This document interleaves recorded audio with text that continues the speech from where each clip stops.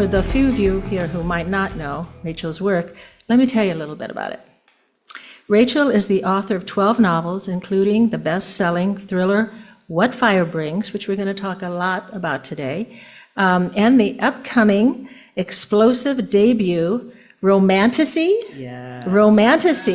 in her new series, The Last One, which will debut in December. December 3rd. December, mark your calendars. She is also the author of a number of New York Times best-selling novels, including What Never Happened, We Lie Here, and multiple award-nominated Now She's Gone and These Toxic Things. Yes. Terrific book. Rachel is a two-time nominee of the Los Angeles Times Book Prize, a former member, actually a board member for the Board of Directors for the Mystery Writers of America, and also a featured writer on NPR's acclaimed Crime in the City series, and also the National Endowment for the Arts weekly podcast. Yes. Rachel is a master of propulsive, page-turning, psychological suspense and tension, one of the best crime writers working today. And she keeps getting better and better. Thank you. It's true. All right. So It's thank better you for than being... worse and worse. Yeah. You're going in the right direction. That's a great role model for all of us. Yay. I love that. Yay. So this is a very interesting book in terms of theme, because it's not just about missing women. No. It's about writers. Y'all. This is a writer's book about writers, to be read by writers, and you will, let me just speak for myself, I recognize bits and pieces of myself in certain these pages, and Rachel presents writers as the heroes, the villains, the imposters, afflicted with the imposter syndrome. Am I good enough? Will the book be good enough? So my first question to you is, what inspired? I know there were several inspirations for this book, in particular the location, which you Right. shared with me. Yes. So I'd love to hear you talk about it for everyone.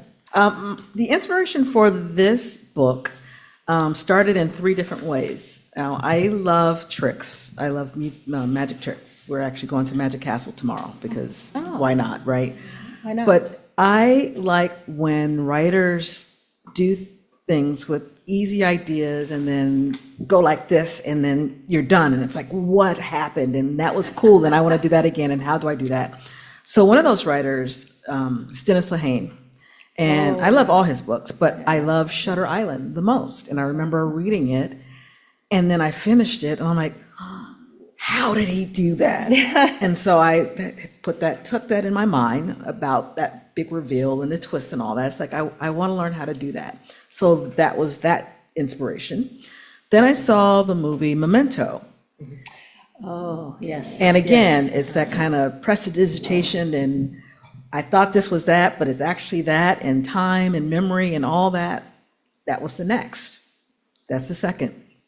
Then I read a story, I believe it was New York Magazine, and it was about this young woman who was a kindergarten teacher on St. Thomas or one of the beautiful St. Lucia, one of those islands. And the hurricane a few years ago hit it bad, and she disappeared. And her parents went over to the island, looked for her, and they couldn't find her. Well, they keep looking and looking until years later, this young woman is pulled out of New York Harbor, and it's their daughter. And they're like, well, how did she get from the Caribbean to New York?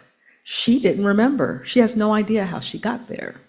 And it was an article about dissociative fugue. And they thought their daughter was fine. She went back to her regular life in New York, and she went, to the bus station, and there's video from a camera, watching everybody, but watching her. And she's sitting there waiting for her train or bus or whatever it was. And her whole posture changes, and she wanders off. And to this day, they don't know where she is. Oh, wow. It happened again. And so psychiatrists, psychologists say that dissociative fugue typically comes out of trauma. And you can't see it in an MRI or a CAT scan or anything, but it's there, and they don't know, how to deal with that other than therapy. So obviously people are like, well, something's wrong with her and her family. It's like, she's perfect, nothing's wrong, our family's fine. And it's like, well, really? Because why is this still happening? And, I'm a native of Los Angeles, and it always burns. And I live in the urban part. So there's never gonna be a wildfire there. But it still affects those of us in the hard city. Your whole regimen for your eyes and your nose changes. You don't wash your car, you bring your kids in. Like, there's this whole, life that we lead when the city's on fire. And so I wanted to take all these ideas about trauma, climate, the missing, and make them into this, this one story. So that happened with What Fire Brings. About the fugue, how much research did you need to? I'd love to hear you talk more about it, because it's a very complex condition from what I gleaned, again, from the book. Yeah. And I'm sure there was so much that you couldn't put into the book that you're giving us. You're teasing us with bits and pieces. But with every page, the effects and consequences of this condition become clearer and clearer. Yeah, no, I did a lot of research. I'm not going to tell you too much, because then we don't want to give anything. But it's basically akin to when you walk into a room and you forget why you went in there, but worse, right? It's what kind of happened to me in a way the past 2 years. I'll talk about family right now. Thank you. My in-laws had been sick. My mother-in-law had been suffering from dementia for years and years and years. And then, it always gets worse. But then my father-in-law's condition, he discovered he had pancreatic cancer. So everybody's getting sick. It's that time in our lives, my husband and I, our lives, where folks are getting older. And we have one daughter. We take her to start her first year at University of Oregon in September 2022. So she's our only kid. Yeah. So we're going through some empty nest stuff while my husband's taking care of his ailing parents. We take her, leave her in Oregon. That's upsetting, because it's like our baby. October, my father-in-law passes. That Thanksgiving, our golden retriever, who we'd had for 14 years, she passes. David's first cousin in December passes. David's mother passes in January of 2023. And then my father passed last September. So I was at this point in my life where I'm dealing with, we are the LA kids. So we're the only kids who live in the city, so we're taking care of our parents the most. So, I'm moving through space without really knowing where I am sometimes, just doing things on automatic, sitting at my desk trying to write and realizing that I haven't written a word because I'm just staring at like a web page, reading it over and over and over. And you go through these motions and you hold it in, and you're experiencing all this trauma, but you're kind of pushing it down, because if you let it go, then who's going to do the laundry? I still have a day job. I still need to write. I write for Cedars-Sinai. They need stuff done. And so dealing with all of that, it kind of makes you stand still sometimes, and you don't know where you are. So I was going through, in some ways, exactly what I was writing about, where you're going through life and you just find yourself on the other side of the room and you don't know how you got there. You just do. And you're too scared to face the trauma, because that means I'm stuck. That means I can't do the things I need to. This book was the first time I missed a deadline. My editors, everyone knew what was going on, because, it was just a lot. And even though for me, missing a deadline was simply, I was a month late, but for me, that's a lot. I'm like, you can set your whole life according to what I'm doing, because I'm that predictable. And yeah, I couldn't do it. I couldn't get my mind in the right space and nothing made sense on the page. And this is a pretty twisty, plot-heavy book. Very, very complex. Right. And very complex plot. I stare at words and I'm like, I have no idea where this woman on this page is, what part of the canyon she is. But it was perfect because this is what I was writing about. I felt all of it. You know, as writers, especially in this genre, we tend to put a lot of ourselves in there. A lot of our fears and what worries us goes into these stories. And so I was pouring a lot of trauma and fear of the unknown and what next. And I'm not who I thought I was 2 weeks ago, and who is this new person now? So it was a growing experience for me, growing in terms of a writer and skill, but as a child of, you know, sick people, of a mom who still has to, you know, be there for her daughter who is also mourning, but she's away from us. Yes. And as a writer, I'm writing all these like sad stories about her crying into her pillow and, you know, all this. But she goes to the University of Oregon, so there were parties everywhere. She was having a good time, but she was still upset. I think the dog was more, because that was basically her sister. The dog was very much more upsetting than anything. But, you know, it all slowed me down. But that's what writing is, right? It's like, well, I'm going to take all this and mine it and use it to make these characters more rich, more authentic. Yeah. And thank you, because you talk about writing as therapy in the book. Oh, yeah. There's actually a line about it. And it is. Yeah. I think it is for many of us. Yeah. It's probably the deepest and most effective. When you've lost affecting control, therapy. this is the only place you can find it. When they let you. Yes. And so what's really interesting about what you shared, that you missed the deadline by 30 days, only 30 days, but when a writer is a perfectionist, Yeah. some of us can identify, when you're so highly structured, and our identities, our professional identities, as well as our personal, are based on this structure, this attention to detail. So at the same time as you were dealing with the earthquakes of the losses of your family members and your dear pet, you were going through a kind of a personal earthquake yourself in terms of trying to stay steady and stable through all of it. No, I am an outliner of everything, of my books, of my life. If I have something like, you know, I have a to-do list, and if I do something off of that to-do list that didn't make it there, I will write it down and then cross it off. Well, so will I, because I think it's a wonderful piece of satisfaction to be able to do that. Yes, it's like this counts. Do you have a Virgo in your astrological chart? Well, we can talk about I should. I am a Taurus. I am a Taurus. But I those probably strong have earth signs, though. Exactly. Strong, grounded But earth yeah, signs. you're exactly right, because, you know, I get up at 4 o'clock every morning to write because I have the Which day is job. amazing, Rachel. Yes, you're I don't know who right. else can claim to that. But that's like the only time, well, now that my daughter is gone, that was the only time I could, but it's still so quiet that I still don't have to take care of anyone, and I don't have to do the laundry or anything else. Cedar Sinai gets the second best words. I give myself the first best words. Good for you. So my brain is fresh. So when I get to when I get to my desk, it has to go like this if I'm going to meet my deadlines, because for 8 hours of that day, it's going to someone else.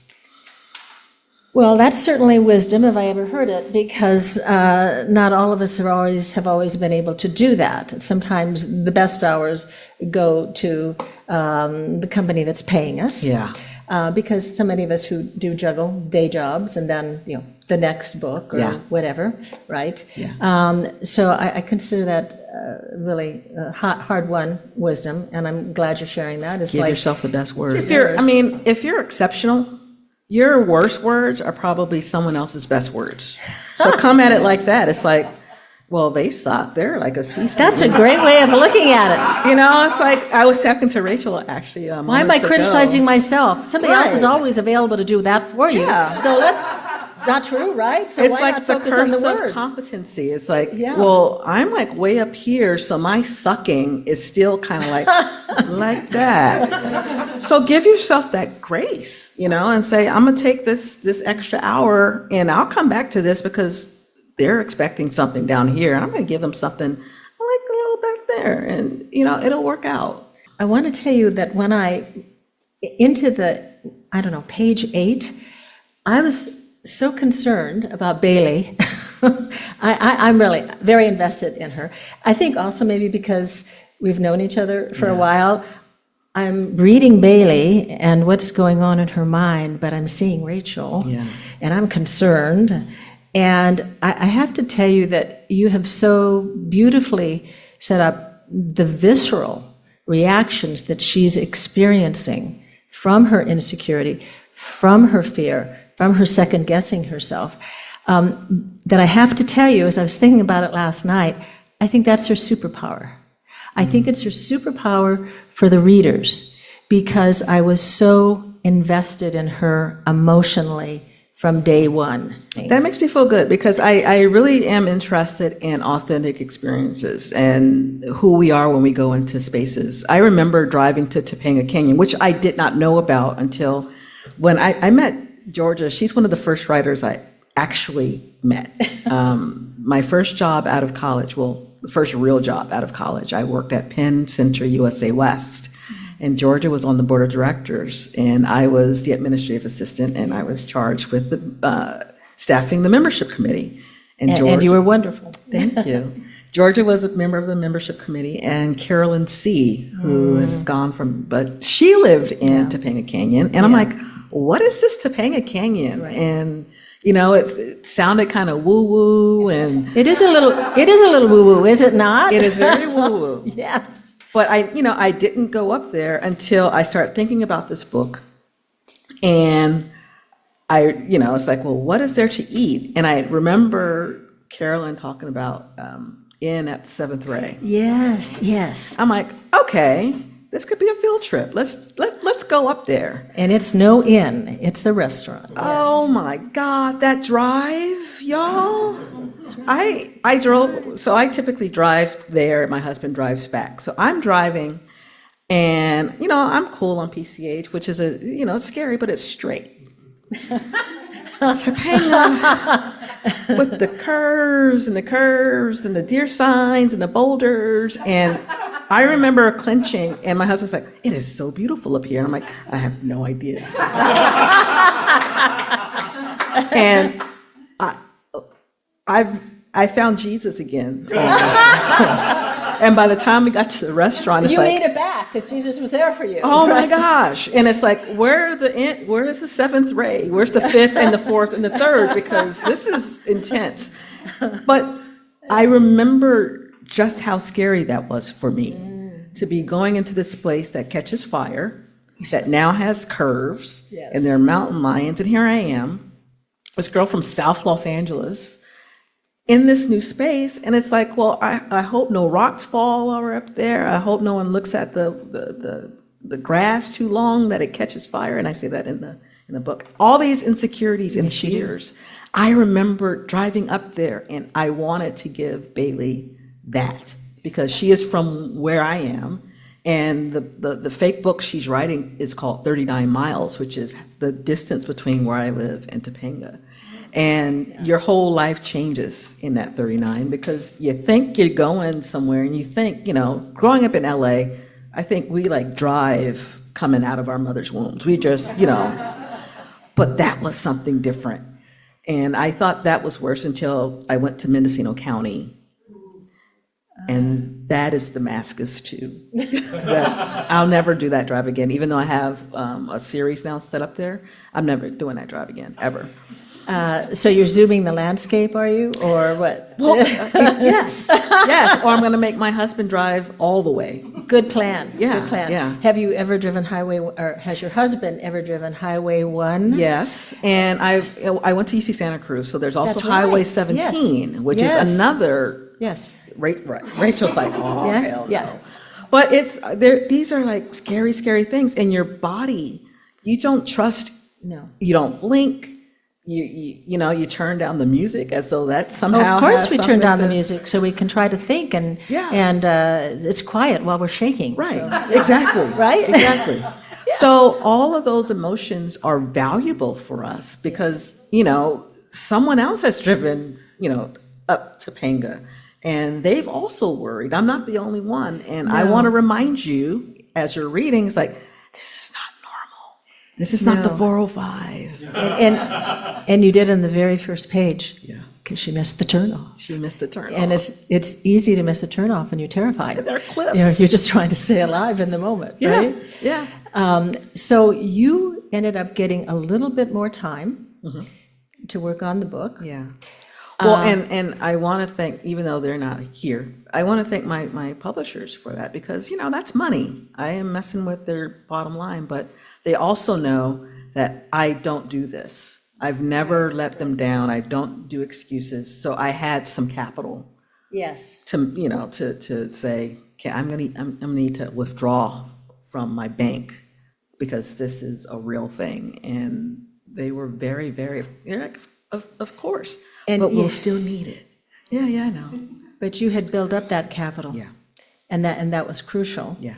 And I tell my daughter that as she's learning how to be a young woman in the work world, it's like, always go beyond because you're banking some of that. So when it's time to not come all the way through, you have some capital, you have some grace that they're like, okay, it must be something if you're asking for more, whatever. I think that's very, very wise to counsel her that. And I also think as women, or at least I've felt it from day one, Yeah. professionally, Yeah. that's especially crucial because crucial. Less so with the decades. However, I think there's still assumptions that are made. Yeah, and then add Black woman on top of that. Right so on it's like top. all these stacks All of this. things. All of this, It's like yes. always. It's like we call it black tax. Overcompensating. Yeah. Black tax. A number of taxes. Yeah. We pay, don't we? Yeah, Yeah. yeah. So she's learning, but all of this, of course, is going into my characters. When I wrote, and now she's gone, the detective in that story, it's her first day on the job. And we all remember our first days on the job. You're nervous, you're wearing your best stuff. Yeah. And I put Grayson in white linen pants.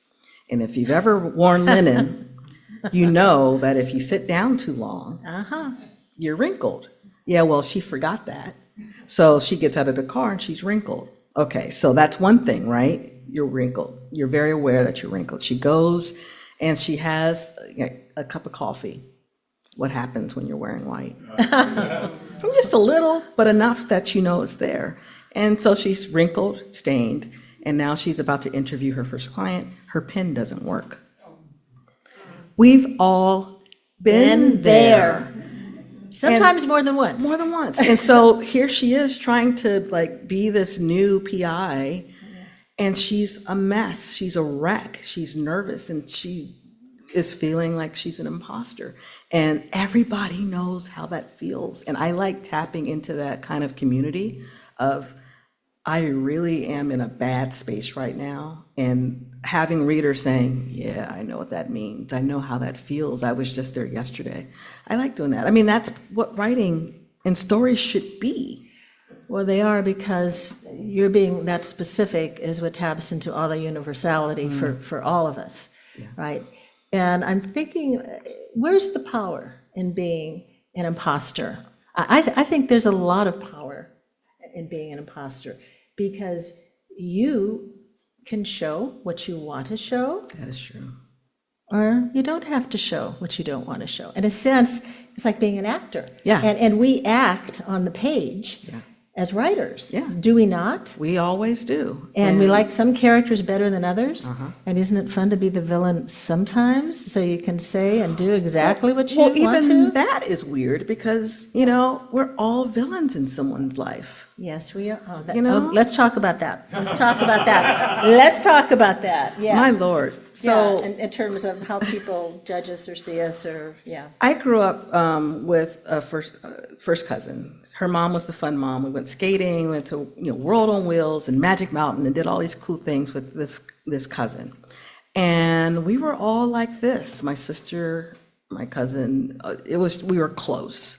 And I received a manila envelope on a Saturday. It was the Saturday that Bernie Mac died. Because I remember that because I was already sad because Bernie Mac died.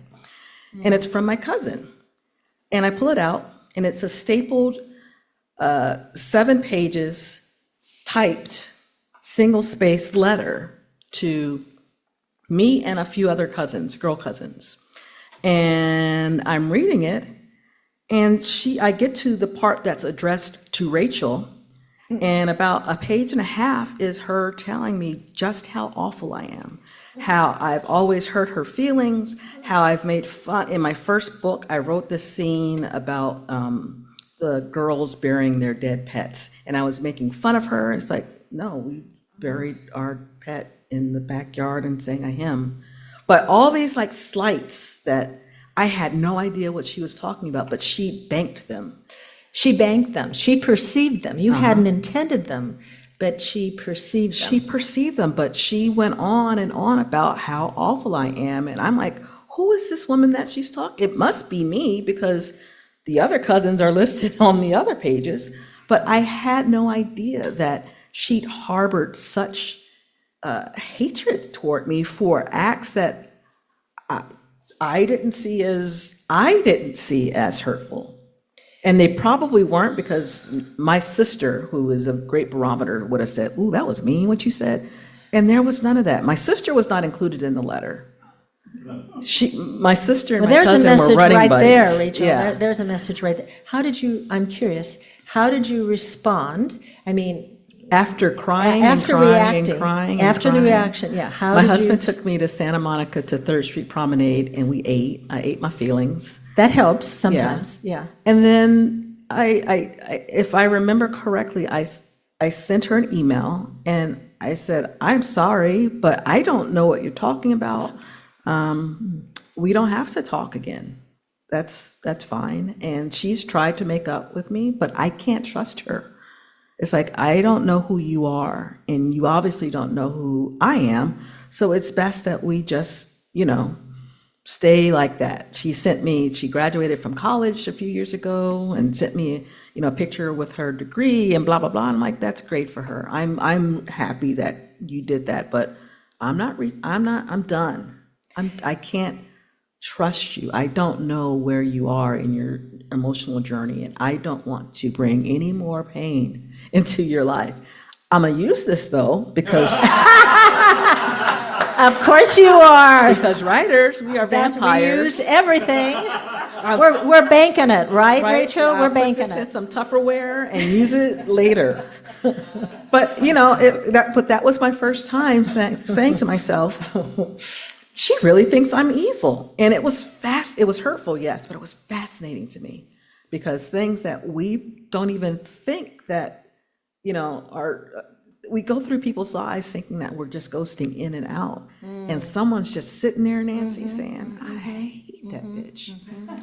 She's so tall and so elegant. Who she think she is? It's like that. And you're just sitting there like, and so, yes, when I'm creating villains, I try and come from a place of, well, who is this antagonist? What would make them right in their argument that Bailey or whoever is an awful person? So let's follow that a little bit more, because what you described was really interesting. You're taking it, you're an alchemist, you took it inside, which was not good for you as a person. No, but it as just a human joined the other being. stuff. But there's so much other stuff we take inside, and Yeah. we're still trying to release it, Which is why we're writers. which is why we're writers, because it'll only truly, really be released on the page, probably. And then, once you had a good ice cream cone and your husband gave you some love, and more, the above, right? You said, but I have to set a boundary. I will respond. That's who I am as a human being. I'm an ethical human being. I will respond. But then you set the boundary. Yeah. And then you had material, so you knew what you were going to do with that. And this, I'm thinking, is maybe part of your story as opposed to the next story, part of your life. What would it take for you to forgive her is it even in your best interests? And I also want to refer to a wonderful interview that I read from 2019. I think it was in the Alta Journal, possibly, about you like stories about punishment. Yeah. And I can just say, from my experience, and you probably too, we do punish people in our stories when they need their just desserts. Right. Right? Yeah. Let's see justice come at some It's point like in you time. can stop smoking, but your lungs are still going to be crappy, right? Right. And I have forgiven her. I mean, she was going through some stuff. Her father had just passed, so I understood. And I've always kind of like side-eyed her sometimes. Like I felt some of her jealousy. So it There you wasn't go. totally Okay. surprising. Okay, there you go. So And- there was existing. There was there's some existing resentment but or it's like, animosity. that's fine. Right, I'm right. used to. People look at me and think everything comes so easy, and so they harbor resentment because everything. It's like no, my first book came out on the first anniversary of 9/11. No one cared about a story about a Black family in Los Angeles dealing with bipolar disorder. And that's what the story was. Events that I had were canceled. I couldn't get another book deal. So I've been working and working and working for 24 years on this. So people seeing me now, it's like, no, this was not an overnight success. So she was one of those who thought she sees the end result. Right. But she sees me gliding across the lake, but she doesn't see my little feet going. Paddling as hard as you can. So, right, I right. gave her some grace, but I'm very much of the thought, I don't like drama. I grew up in a very loud household, 3 Tauruses and 3 Scorpios. Oh, 3 Scorpios. Say no more, say no more. So many opinions, which was lovely, but it was just so loud. And it's like, I don't like confrontation. And so I don't live for drama. I just started watching reality TV because it's just too stressful for me. So I'm very much, just because you call doesn't mean I have to pick up the phone. I was very much into call waiting and all the rest of it, because you don't have that right to come into my life and mess things up. So yeah, and so like I said, I've moved on. Will I ever, if she came into the room, I'd say hi and I'd hug her, but we're not going to go to Bob's Big Boy after this. I got something to do. No, you're not going to go out for dinner together. No, Because because it is- I like my space. It's already kind of uncontrollable in some ways. I don't have room for more bombs. I don't. And you've had characters say that in certain ways in your books. Yeah. And sometimes we need to read the same thing said by different characters, Yeah. not just rewrite them again Right. for ourselves, but as a reader, Yeah. we need to read that again, and take it in more deeply. Right. And you mentioned the whole punishment. I grew up Seventh-day Adventist. And if you don't know it, it's Christian, but it's very much into don't do this, don't drink, don't smoke. These will send me to hell. Like all this. And so I grew up in this religion of punishment. Yes. And Old Testament. very Old Testament, New very Testament, Old yeah, Testament. yeah. And so I grew up in this environment of you do this, you get punished. You go into a movie theater, the Lord and the guardian angel is going to leave you, right? And so it was very, very kind of this stressful, upsetting kind of upbringing.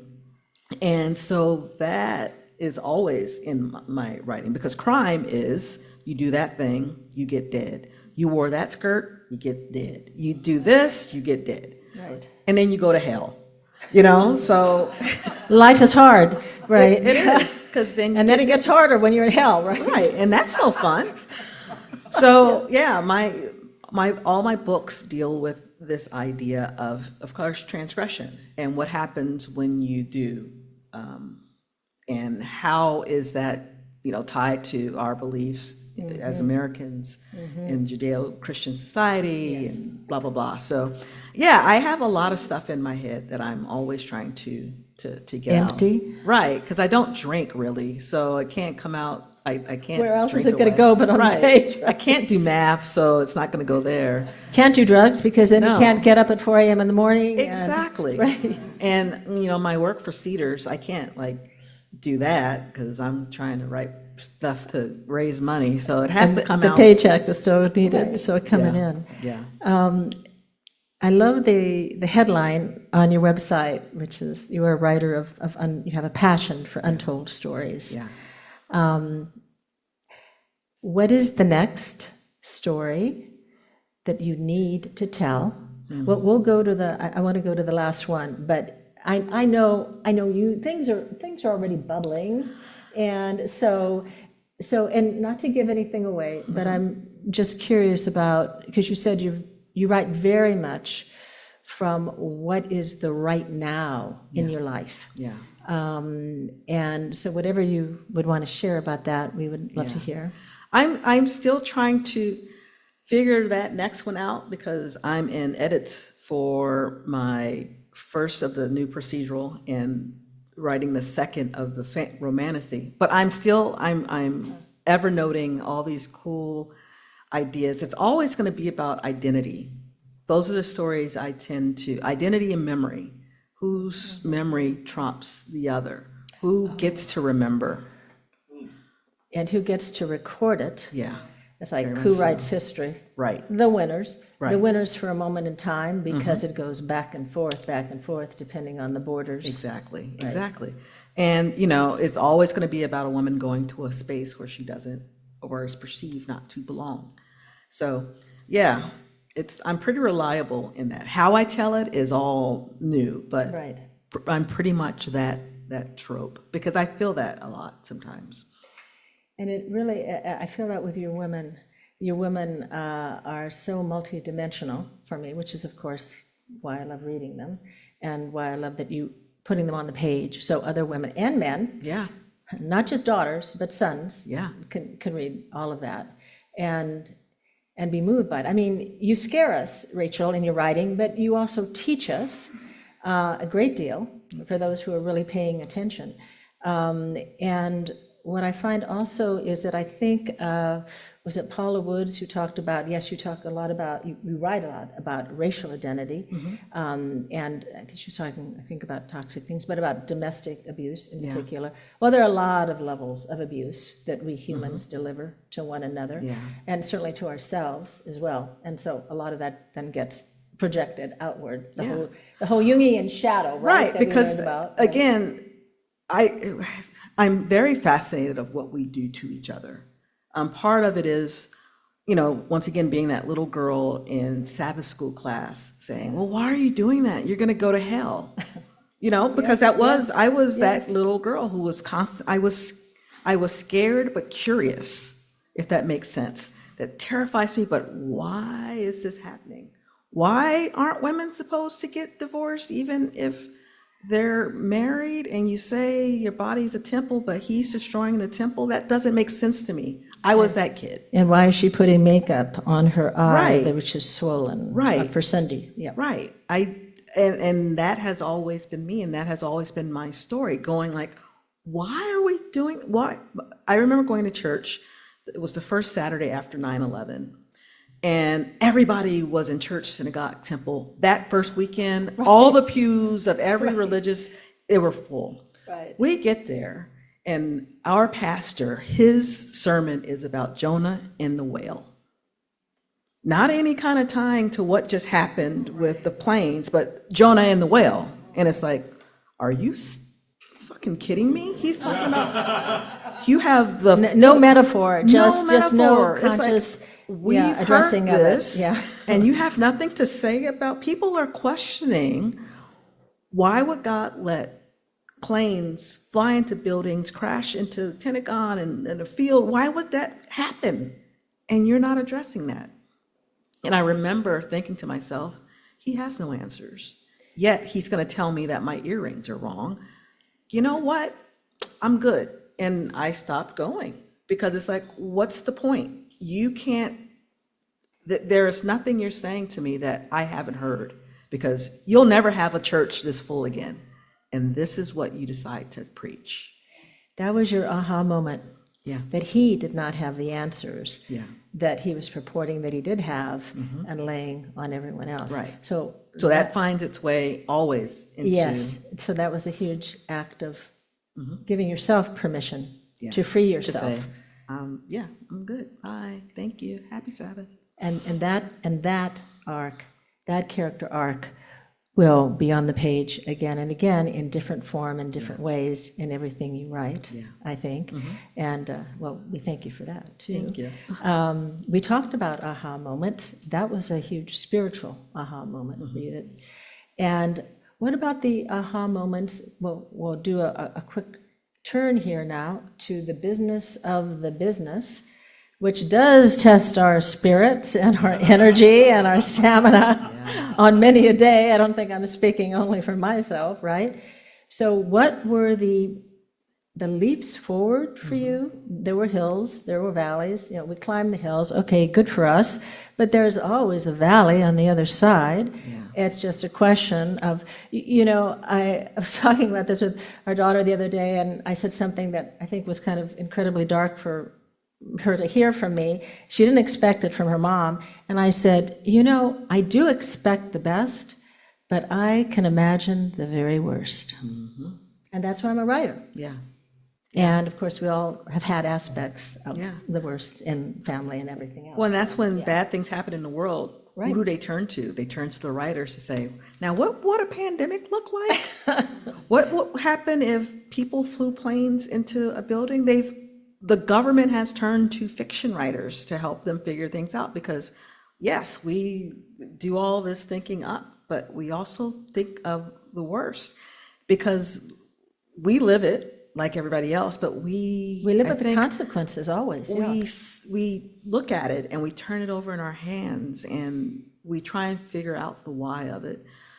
So I told you about my first book being published. It was with Yeah. Scribner. So I started with a big 5, and this is, Yeah. you know, I'm like, I've made it. Yes. I'm one of the young literati, And you and had for that moment in time. yeah, Right. yeah, You really yeah, had. yeah. But then it came As a young black time. woman, yes, you Yes, had. You I'm better like- believe it. I was in OWN magazine. And it was Right. like, it was very exciting. I was on my way. And then my agent couldn't sell my second book. And she kept trying and kept trying, and it wasn't selling. And she broke up with me. Oh. I was 33 years old, and she broke up with me right as I was pregnant with our daughter. And the second OBGYN appointment that I went to, my doctor's like, there's a lump here. It could be because you're pregnant or not. Well, let's just send you to radiology. So I went to radiology, not expecting anything, because I'm 33 years old and healthy. And it ended up being something. It was a lump. And the estrogen from my pregnancy was making it grow. And so it was a phylloides sarcoma, a rare tumor that just happened to be in my right breast. And they wouldn't have discovered it had it not been for my baby, which is why her middle name is Grace. Interesting. But I was dealing with that, and then, you know, my agent breaking up with me. And I kept writing because stress, just stress, you know, it was crazy. But writing, I'm gonna write my next story. I got a new agent. Yes. They couldn't sell it. Editors were saying that my voice wasn't black enough, which is crazy because I've been black all my life. But they were saying this, it's not black enough, it's not urban enough. Very East Coast publishing telling, you know, Prejudice. and they don't know what life is like here in Los Angeles. You see blue sky and palm trees, and, you know, everybody's beautiful in Los Angeles. Y'all really are. But so it wasn't urban enough, meaning there weren't enough high rises and snow and dirt and trash. But I'm still writing, and I'm still writing, and I'm getting rejected. The second agent, we part ways. I'm going under cancer care. I missed my first, I was at the ACLU, right? I was a fundraiser at the ACLU. And this was the recall with Ray Davis and Arnold Schwarzenegger. I missed that election because I was undergoing a lumpectomy. And so I'm stressed because here I am, this young political, and I'm missing this election, and I don't have an agent, and my voice isn't black enough, and is my baby gonna make it? But I'm writing and I'm writing and I'm writing. Things work out. Maya's perfect and she's fine. And I get another agent. They couldn't sell it either. But around this time, Amazon comes out with the self-publishing in the Kindle program. And so I took two of those books that didn't sell, and I uploaded them onto the Kindle platform. And they still make a little money even today. But what was happening after I then went through a second cancer episode, at 37, when UCLA is like, we have to put you in the high-risk program because your body likes making tumors, I'm like, okay, so mortality. I'm thinking about mortality now. What do I want to do before I die? I wanted to buy a Mercedes-Benz because being a car kid in Los Angeles, that was going to be my 50-year-old birthday present. So I got it because it's like, I may not make 50. And then I said, well, I want to write a story where it's like Terry McMillan's Waiting to Excel meets Walter Mosley's Devil in the Blue Dress. Great. I'm not scared because I've done the scary thing, which is being pregnant and having cancer. So I did that. And, that became Land of Shadows. I got this incredible agent, Jill Marshall, who is the best thing. She's the best agent ever who I've had since. And we got a great deal with Forge, who've published 4 Lou Norton stories and 2 standalones. And now she's gone and they all fall down. And yet they weren't, I loved them. They were incredible publishers. But I wanted a little more. And I was scared to say that I wanted a little more. And I felt bad because I'm a fundraising writer, and people give big gifts because they have relationships with this institution. And I saw writing as that. I have this relationship with my editors and my publicity departments. I can't possibly leave them. They gave me this new life, these books, but I wasn't happy. And I finally said it out loud to my husband, and he's like, I've been thinking that a long time. It's like, yeah, okay, whatever. But then I said it to my agent, and she's like, I've been thinking that for a long time. And I was writing these toxic things, and I thought it was going to be one of the best books, well, at that time, the best book I'd ever written. And I asked, we went to my editor at Forge and asked, well, what are you going to do for this book that you haven't done for the others?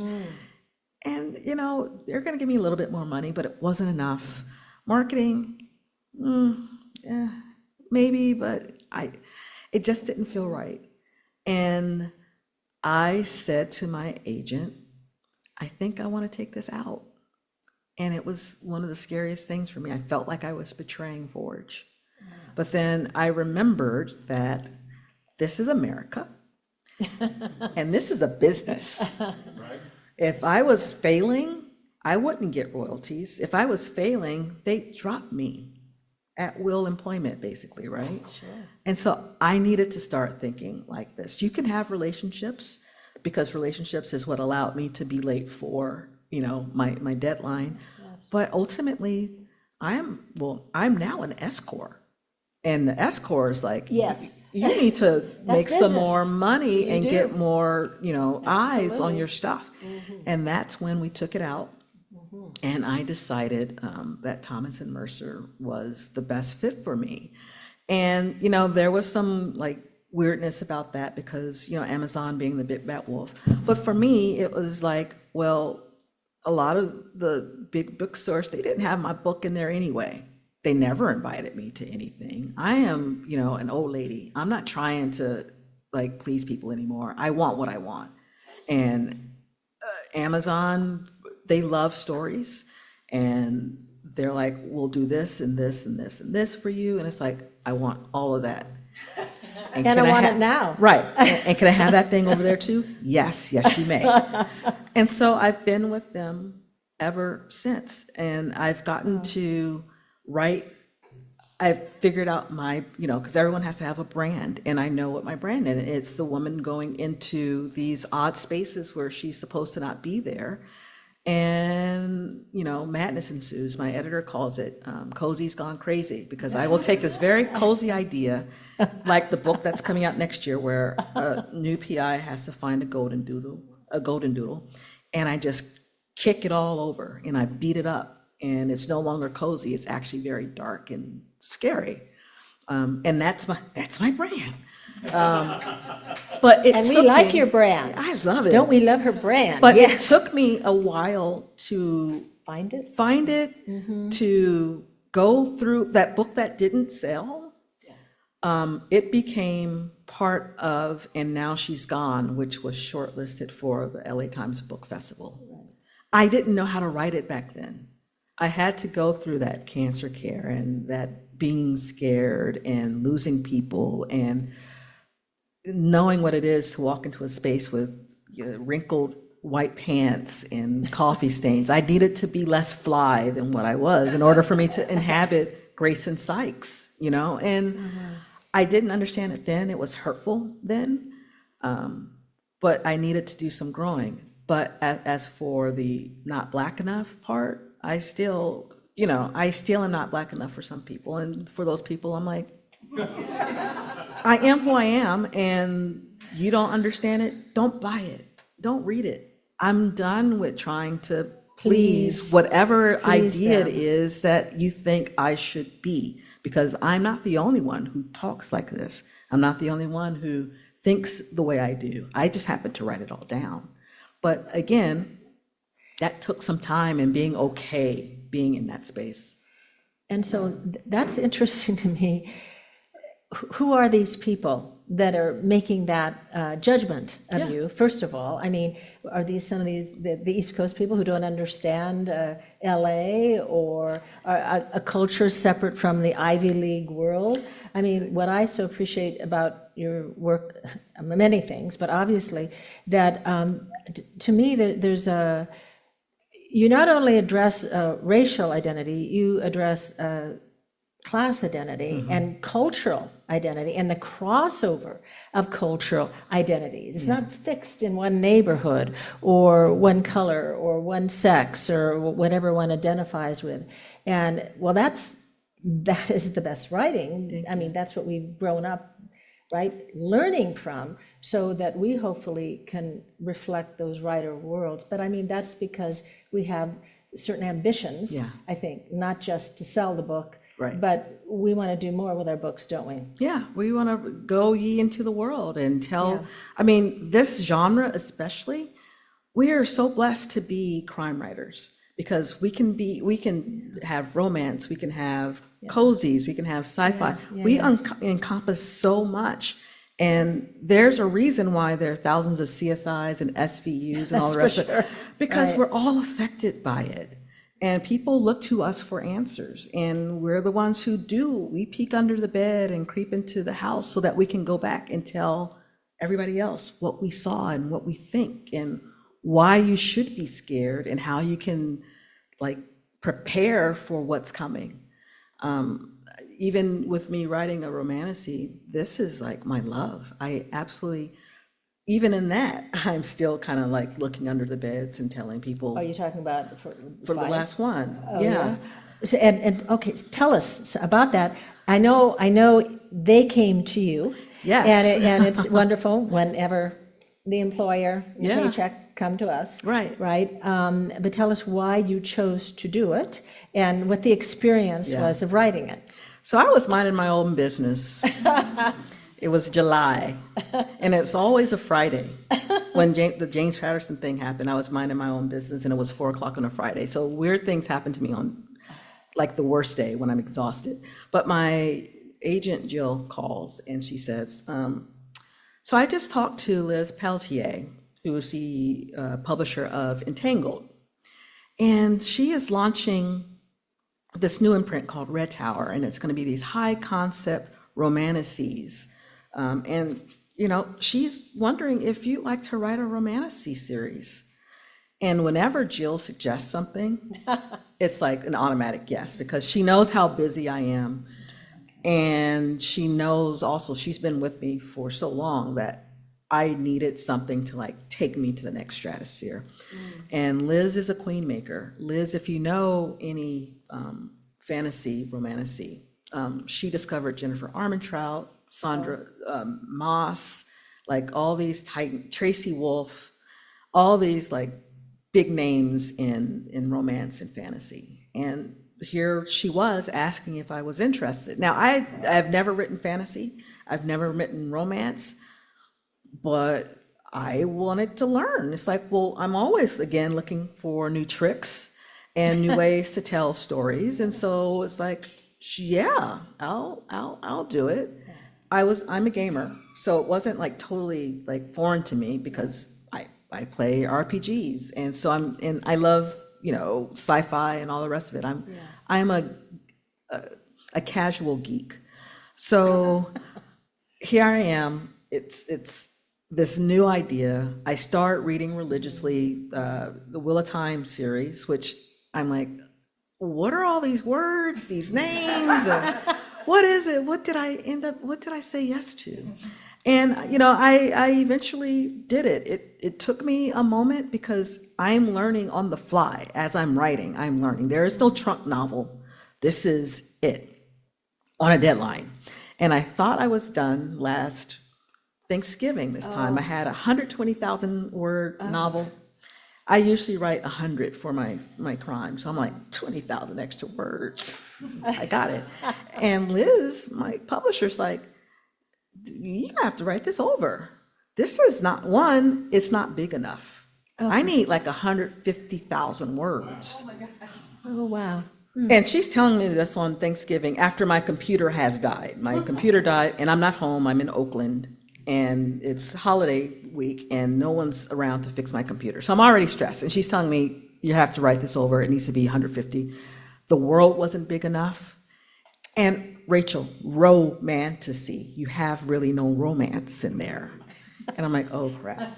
I had them kiss like on page 30. You're telling me that's not enough? So I had to basically write the story over between Thanksgiving and February 20th. And I did it. I had not even 3 months. Not if I wanted to be published this year. And so I did it. For the romance, I looked to those romances that I loved, and that was Sybil Shepherd and Bruce Willis's relationship in Moonlighting. I love that. And Shelley Long and Ted Danson in Cheers. So they were my North Stars.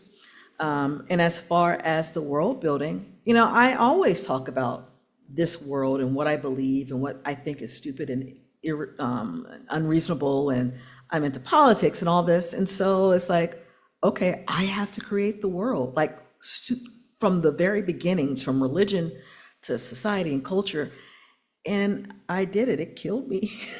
You're talking to a phantom right now. Real Rachel's gone. It was the hardest thing I've ever done, but so fun. And I know it was torture. Like I go to bed at 9:17. I actually go to bed at 9, but between washing your face, brushing your teeth, putting your clothes out, it's 17. So, but I was staying up until 11:30, and then getting up at 4. I was exhausted, but I did it.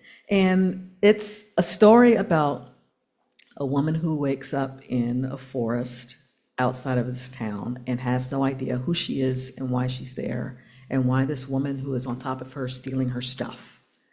And so the book is about Kai figuring out who she is, why she's there, and how is it that she's the one who has to save this realm.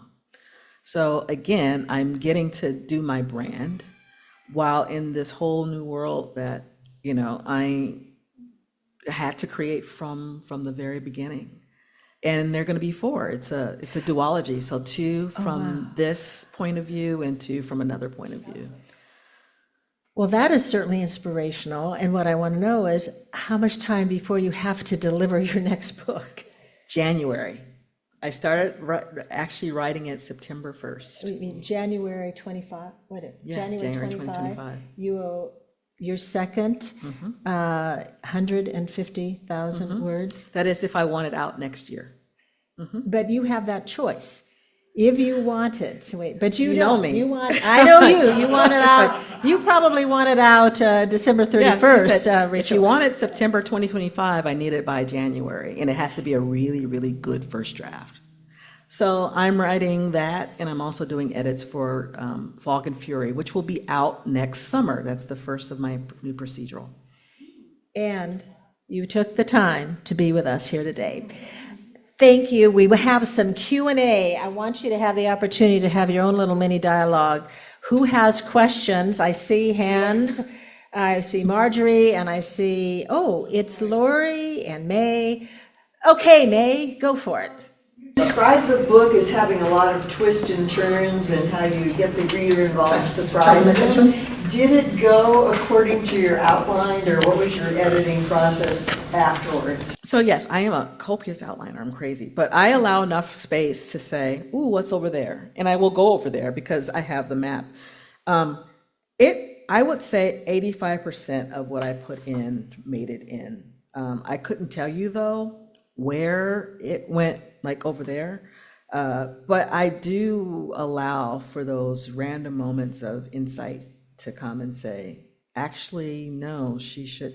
And that's, Walter Mosley said something very interesting in, I think this last book he wrote, or was it the masterclass? He said, not saying that everybody has to do this, but he said, write every day.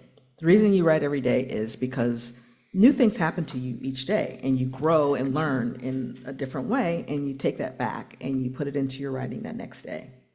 And that's, for me, that's why I do it. But that's where that whole what's over there happens, because in that 24-hour period from that 4 o'clock to the next 4 o'clock, I've learned some things about who I am, about the crazy things happening in this world, about so much, and I'm bringing that into my writing. The Golden Doodle story that's coming out next year. Just today, I read this story about there are almost 2 million dogs being stolen from America every day, and 60% will not be found. And that's exactly what I'm talking about in the book. And so I actually went back in my edits and added that stat, because it's like, ooh, this is exciting. So that's why. So yes, I outline, but then when new things I come across, I get to add that like almost immediately that next morning. That's why you stay tuned every single morning, so you don't miss anything. Yeah, because there's so much. Great. I know Lori and Marjorie, but Lori, let's go. Yes.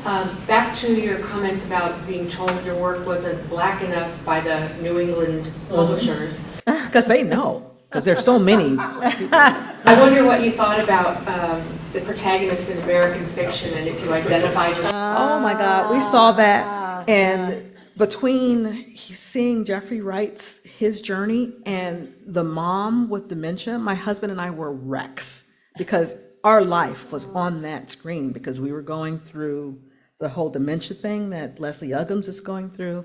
And the whole, I read Percival Everett's story, Erasure, a while back when it first came out, and I resonated with it. But seeing it on stage, on the screen, that was wild.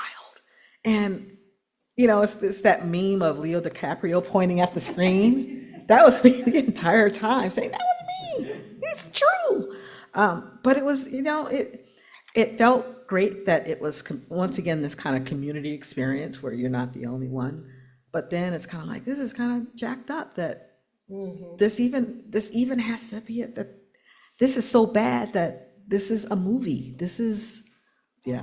It's right, and there has to be a lot of it in order for it to be satire, right? Because then the joke would be lost on everybody, and that's the sad thing, that it's enough. There's so much of it that here we are, a spoof of this whole kind of existence. So yeah, American fiction. Oh my God, American nonfiction. And it was great. It got so much attention as it deserved, Yeah, which was spread the word. Yeah. And Marjorie, I think you had some questions. Rachel. Yeah. Just wonderful. I mean, what a wonderful, wonderful program. I kind of feel overwhelmed at this point.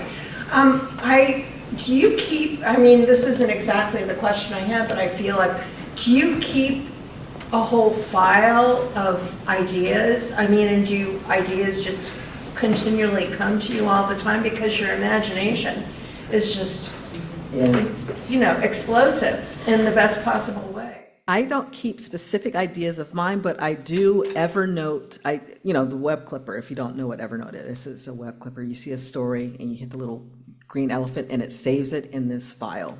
If you don't know it and you like news stories and such, check it out. Google Web Clipper. Yeah. Okay. So if I see a story, like the dog story, for instance, I will clip it and then they have a note section. And I will put in what I'm thinking that's connected to this story so that when I'm looking for something to start, it's it's associated with the note. Okay. But yeah, my mind's constantly, and that's why I play video games, one, because I love gaming, but it's the only way to get me to stop thinking. Yeah, it's the only way, because I'll just keep thinking and thinking more. Especially for crime writers, there's so much of it. And people are affected in so many old ways and now new ways, and it's crazy. And we'll be writing forever. So we all have job security. As long as there is an earth, we will have stories to tell.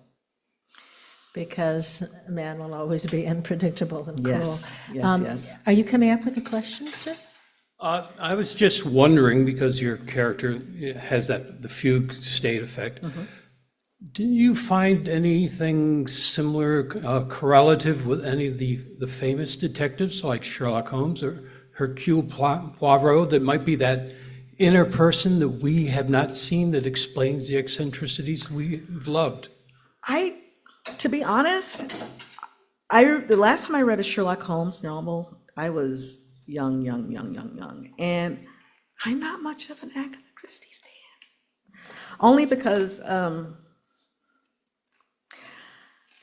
You're not much of a... Agatha Christie fan. Like, I like her, but I don't refer much to her, only because I find her solutions so kind of left field.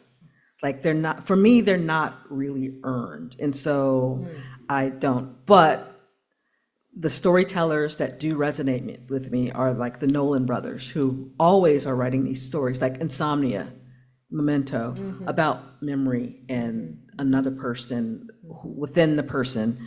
I'm like, can't think of it, but a lot of contemporary writers who deal with that kind of psychological weird space of what is now and what is then. I love those types of stories and disembodiment, what that means.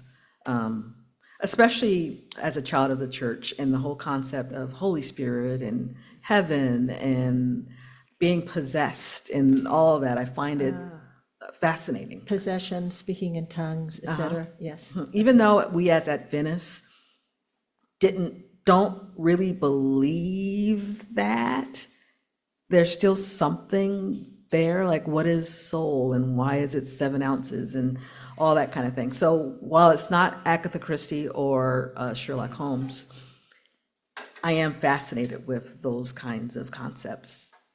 And they tend to happen to my characters a lot, that who am I at this time, and what trauma or even, no, it's typically trauma. What trauma has led me to be someone outside of myself? So we encourage you to stay, buy Rachel's books, buy books. It's been wonderful having you. Thank you for And we look forward to having you again when you have time. Yes. Thank you so much. Thank you.